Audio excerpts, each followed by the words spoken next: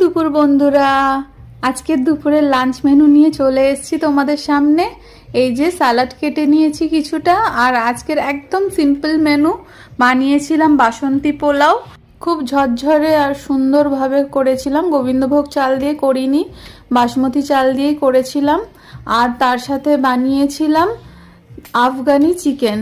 তো chicken Afghani recipe আর পোলাওয়ের রেসিপিটা তোমরা খুব শীঘ্রই পেয়ে যাবে।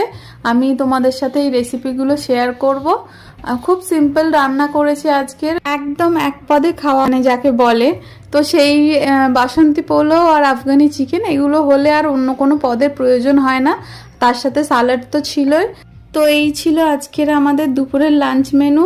যেহেতু রবিবার সোমবার আমরা নিরামিষ খাবো, তোমাদের তো আগেই বলেছি, তবুও নতুন সদস্যদের জন্য এগুলো বলা।